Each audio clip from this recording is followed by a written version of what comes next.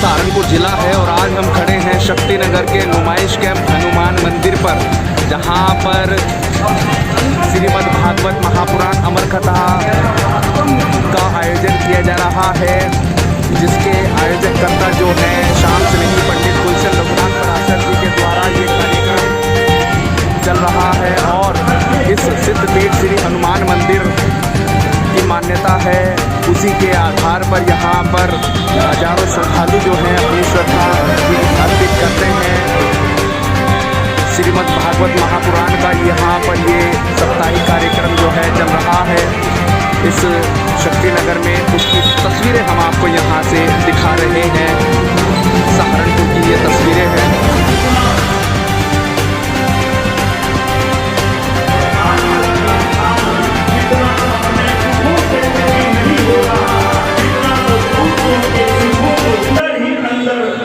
ईर्ष्या की आग जला करके बैठे, तो चाहे रावण है चाहे पूतना है, रावण अगर त्रेता युग में मारा तो क्या कल युग में रावण जिंदा नहीं है? अब तो बहुत रावण बन गए। मैंने आपको पहले भी कहा कि विचारधाराएं ही हमें राम और रावण बनाती है, पूतना ही हमें अपने विचारों के द्वारा पूतना बनाती है। अब पूतना देखो ऊपर से बड़ी सुंदर बन करके आई, तो आज के समय में भी लोगों ने आडंबर कुछ और ऊपर से ओढ़ रखा है और अंदर से कुछ और है। ये कथाएं हमें यही तो सिखा रही हैं।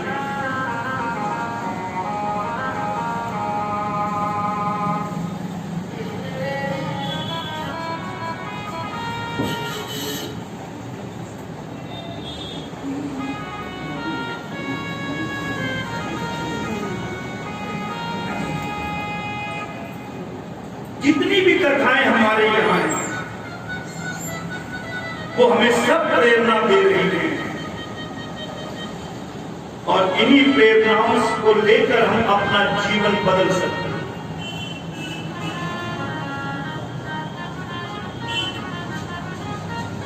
अब पूतना ने देखा कि भगवान अकेले लेटे हुए हैं, पूतना आती है और अंदर इतना कपट है कि मैं इसको मार दूं। और ये कथा हमें ये भी बता रही है कि ऐसे लोगों से सावधान हमेशा रहना चाहिए। कल की कथा में भी मैंने आपको बताया था कि जो व्यक्ति हमारे सामने दूसरे की निंदा कर सकता है, उस व्यक्ति पर कभी विश्वास ना करो, वो कल को हमारी निंदा किसी और के आगे भी कर सकता है।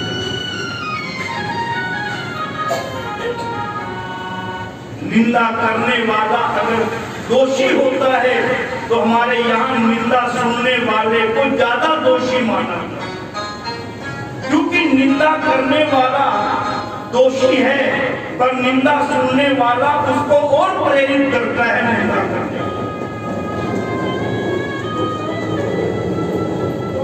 सुखदेव मुनि जी कहते हैं कि हे राजन, अब पूतना ने क्या किया, भगवान श्री कृष्ण जी को उठाया और भगवान श्री कृष्ण जी को उठाते ही आकाश की तरफ उड़ गई। और जैसे ही मैया यशोदा ने देखा कि पूतना मेरे लाला को लेकर के उड़ गई, मैया को देखते ही मूर्छित हो गई। अब जैसे ही पूतना ने भगवान के मुख में अपना स्तन रखा दूध पिलाने के लिए, उनके स्तनों पर उसने कालकूट रूपी विष लगा रखा कि जैसे ही मेरा स्तन इसके मुंह में जाएगा उसी समय इसकी मृत्यु हो जाएगी। और आज पूतना का पाला महाकाल से बढ़ गया।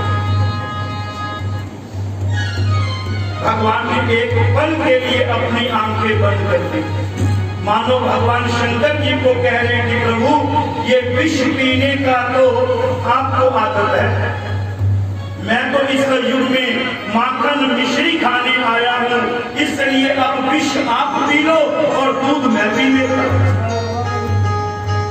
और जैसे ही भगवान ने पूतना के स्तन को दबाया और इतनी जोर से पूतना के स्तन को भगवान ने दबाया कि पूतना पीड़ित हो गई और पीड़ित होकर के कहने लगे कंसेन प्रतहाम घोरा पूतना,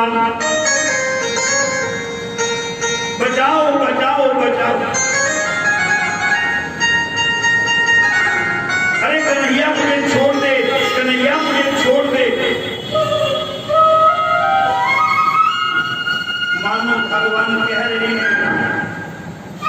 कि पूतना वैसे तो मैं किसी को पकड़ता नहीं और एक बार पकड़ दूं तो फिर मैं कभी छोड़ता नहीं, ये हमारे प्रभु का स्वभाव है।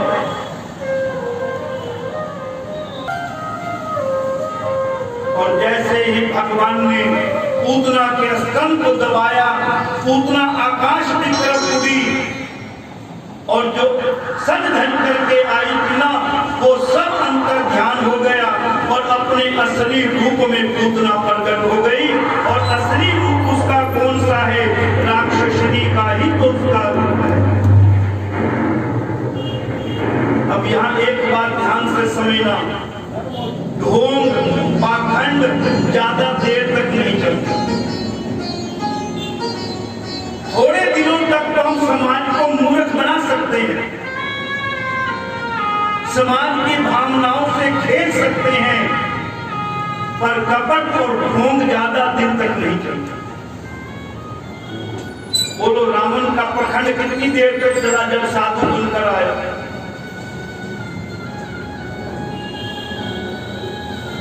मारीच का प्रभाव कितनी देर तक चला जब वो हिरण बनकर के सोने का आया?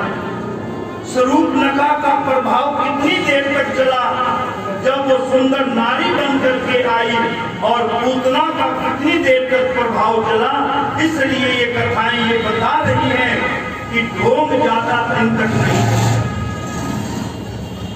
इसलिए साधारण जीवन जियो, अपने जीवन में उन्हीं नियमों का पालन करो जो आप सदा उसको निभा सको। थोड़े दिनों के लिए वाहवाही तो लूट लोगे, लेकिन जब उसका पर्दा हटता है तो फिर कहीं छिपने की जगह भी नहीं। और जैसे ही भगवान ने पूतना के स्तन को दबाया,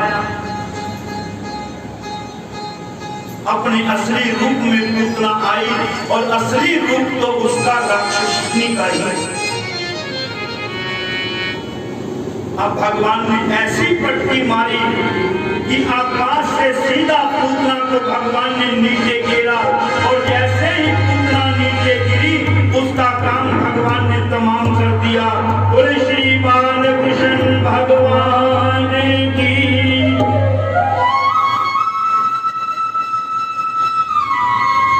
वाले पाप को ही पहले नष्ट,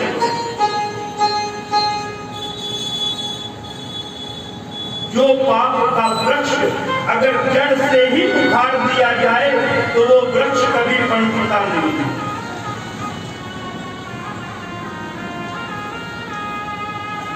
तो यहाँ भगवान ने सबसे पहले पूतना का कल्याण किया।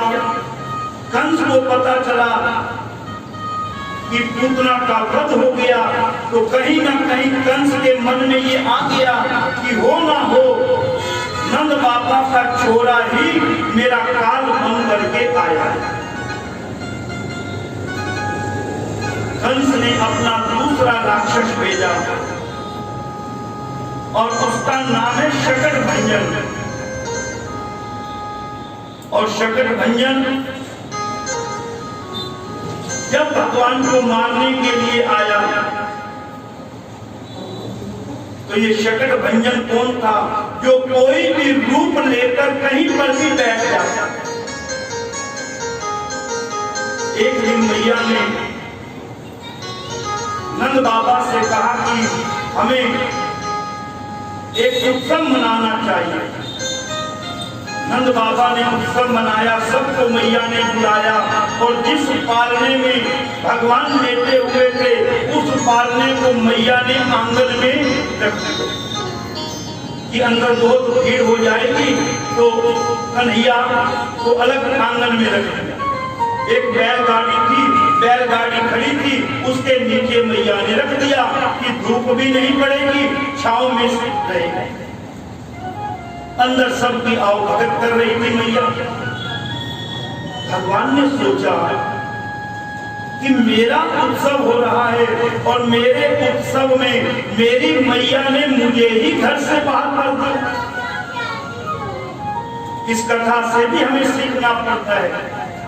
अपने घर में कोई भी शुभ काम हो, विवाह हो, शादी हो, उत्सव हो, बच्चे का जन्मदिन हो, कोई भी आप घर में उत्सव करते हैं तो अपने ठाकुर को सबसे पहले याद करें।